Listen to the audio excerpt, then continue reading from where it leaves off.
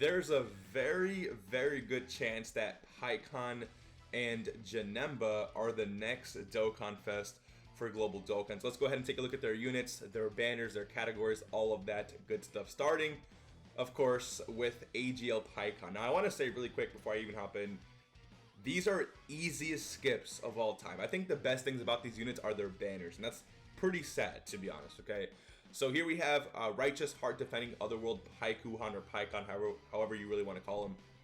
He leads Connected Hopes categories, Key +3 and 170% to all stats, or Superclass Key 3 and 130%. This is a very solid sub-leader skill, but Connected Hopes, like, this category is mid, right? Like, not even mid. You're not running this category. And I realize that a lot, like, this category actually has a problem where you're missing a lot of, like, key components with other units. So, for example, like, if Piccolo was on this category, if Physical Piccolo was on this category, this would be really good for Piccolo and Nail, right? I don't know why you would run him on Namekians, but again, it is what it is. Int LR Vegito isn't here, so you can't run these two together. Tech Ultimate Gohan isn't here, so you couldn't run these two together. The Tech Maj Vegeta is on this category, so you couldn't run this guy together. Like this, these category has some decent units, but they're missing their best partners, which is just really interesting and funny. I'm not saying they should be on this category, but I'm just saying like you're not running this category. This is a very mid-tier category, right? Anyways, they do have a unit super attack. We'll get to that in just a second. So they greatly raise attack for 1 turn, cause immense damage to enemy, and greatly lowers attack. So not that bad, right? Pretty decent. For their unit super attack, you need to have a Goku Angel or Vegeta Angel attacking in the same turn, which is honestly not that hard, right? So if we take a look at the Goku Angels in the game, I mean, all these guys will count, right? If you scroll down here just a little bit, these guys will count. I'm pretty sure all of these guys would count as well. Oh, not Super Saiyan 3, but these angels right here would count as well. These Super Saiyan 3 Goku Angels would count as well. So again, there's a lot of options here, and of course the big ones are going to be the LRs. So if I scroll down here just a little bit longer, this guy will count because that has Vegeta Angel on the team, and then these guys won't count, but these guys will, right? So there's actually, it's very easy to get the unit super attack, I would say, if you end up pulling Pycon. Passive skill, oh no, and their effect is greatly raised attack for 1 turn, same thing as their normal super attack. They also become effective against all types, which is the big change for their super attack, which is very, very powerful. But again, they say that they become effective against all types, which means you have to super attack again. From the way I'm understanding it, you have to super attack again just to get that off. So I don't really think that's a big deal in my opinion. Passive skill, attack and defense 150%. Super class allies key +2 and attack and defense +30% with 3 or more type key spheres obtained. Remember, specifically type. Like, you can't just pull 3 orbs, right? They have to be the same type. So I don't think 2 in a rainbow would count either. I think it's 3 or more type key spheres, or it's 3 AGL key spheres. It could be one or the other. Remember, I never used this guy, so I wouldn't know. Plus an additional key +4 and high chance of evading enemies attack, including super attack, and seals the attack enemy's super attack with a rainbow key spheres obtained. So with 1 rainbow key sphere obtained. So that's very, very powerful. He is reliant a little bit on the rainbow key sphere, but if you get a rainbow key sphere with this guy, you're going to be pretty set. Now, overall, he's not bad. It's just like it's very interesting. Pycon is a very interesting choice for a Dokkan Fest. You know, I'm not really complaining. I'm glad he got the love, but it's just he's good and all, but he's not like, oh my god, I need to summon for him over AGL MUI Goku, right? Like, this is not someone you prioritize over. I mean, if Pycon's your favorite unit, sure, or favorite, you know, person in Dragon Ball, sure, but it's like their unit is not built to where you're gonna just, I don't know. It's a very weird, very weird unit. I would say it's still very strong though, still very strong. I think he's definitely better than Tech Janemba, but that's besides the point.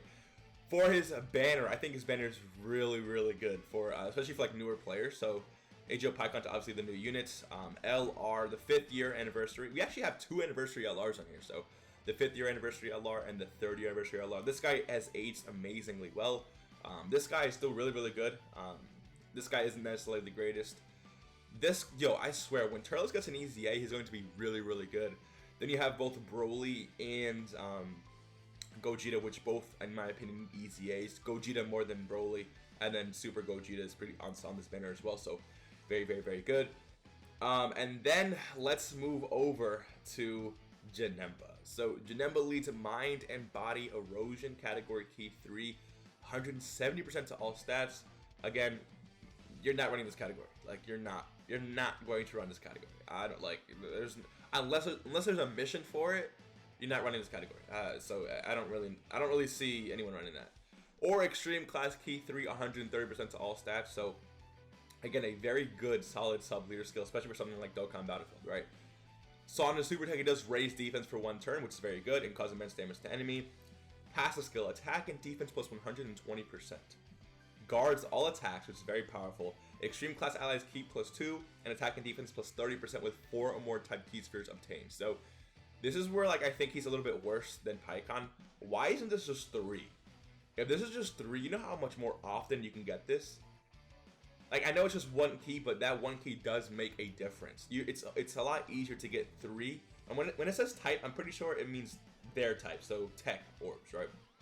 So I think if this was just 3, it would be so much easier to buff up your whole team defensively and offensively, which again is very, very powerful even with key. But even then, like, 4 is pretty hard to obtain, right?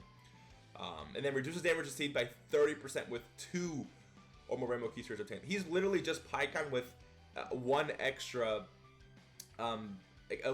restriction, which is very annoying. Like, because again, remember, Pikkon here, 1 rainbow key sphere is all he needs, and 3 or more type key spheres. Janemba literally needs 4 and 2 rainbow key spheres, which it just makes him a lot harder to use and a lot harder to prioritize all this other stuff. But if you ever get a rotation where you're able to get a rainbow key sphere with 4 same type key spheres, he's going to be having attack and defense plus 120%, guarding 30% damage reduction, and giving all allies key plus 2 and attack and defense plus 30%, which is very powerful. But again, you're not going to see that too often. And then let me see here. So his active skill transforms can be activated when character receives 5 or more attacks. So basically, just like Tech LR Jiren, it's going to be pretty hard to see this, but not necessarily too hard. And then when you do see it, you activate. I don't think I've ever seen Janemba in a video, like this form of Janemba here. Anyway, so he does raise attack and defense for 1 turn, cause immense damage to enemy, which is fine, a lot better than what it was before. So he gets attack and defense plus 180%, which is very strong. What are their stats? Yeah, this is actually really strong. Randomly changes key spheres of a certain type to another type, or key spheres to a rainbow key sphere. So either he's changing orbs to a different type, or orbs to rainbow, which is going to be very powerful. Plus an additional attack plus 40% with 3 or more type key spheres obtained, and then high chance of evading enemies attack, including super attack with a rainbow key sphere obtained. So okay, I see what they did here. So they basically gave him the same restrictions as Janemba, as Pikkon, with 3 and only 1 rainbow key sphere. It's just that he has a transformation, so you need to transform to get the same restrictions here. But I mean, if you have everything active, you're getting what, attack plus 220%, 50% chance of evading enemies attacks, 180% defense, and you're changing orbs, and he does raise attack and defense on super attack. So again, he's very good once he's here, but in short events, you're not going to see this too much unless the enemy's attacking you like 4 times in slot 1, which then again, he is a slot 1 unit in my opinion, because again, he's guarding with attack and defense plus 120%. And I do think you're going to want to go with 2 rainbow orbs at least, instead of this, because it might be hard to get both, right? So I do think it's easier to get 2 rainbow key spheres than 4 same type key spheres to activate the 30% damage reduction. But let me know what you guys think about that. Overall, his banner is also really, like, I think his banner might be just a little bit better. Obviously, you have the new Tech Janemba. The first 4 units are very good still, in my opinion. The first 2 are actually anniversary LRs. Tech Vegeto's still really good. This guy has aged amazingly and links up completely with the STR LR, Goku and Vegeta. So like, he's so freaking viable even in today's meta. AJ's mouse, I don't like him at all. This guy needs defense to be good, or even Rainbow to be good. And then Janemba is still really solid. So I mean, you have a very, like, the banners are really good. Like, I don't think we can disagree. The banners are really good, but it's like, I mean, let's say you don't have any of these units, I could see why you would summon, right? Because pulling any of these guys is very powerful for your box. It's gonna do wonders for you. Like, let's say you do one summon on Pycon and one summon on Janemba. Let's say on your Pycon summon, you end up pulling Tech Boo and physical, you know, Gogeta here.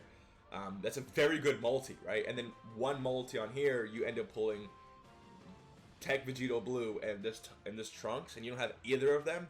Your box just got so much better. So summoning here makes sense if you don't have any of these units, but at the same time it doesn't, because the main the main goal, like the main banner units are like mid. All right, this guy I think is a lot better than Janemba here, but when Janemba transforms, he is very, very, very powerful. Again, both units are good. They're just not like, oh my god, let me summon over these units and spend my stones to decrease my chance of pulling AGL LR UI Goku and Intelligence Evolution Blue Vegeta. So I don't really think they're worth the trade-off. I mean, Bojack I could understand, Turles I can understand, but I just don't see it for this guy. So again, let me know what you guys think. Are you guys going to be summoning?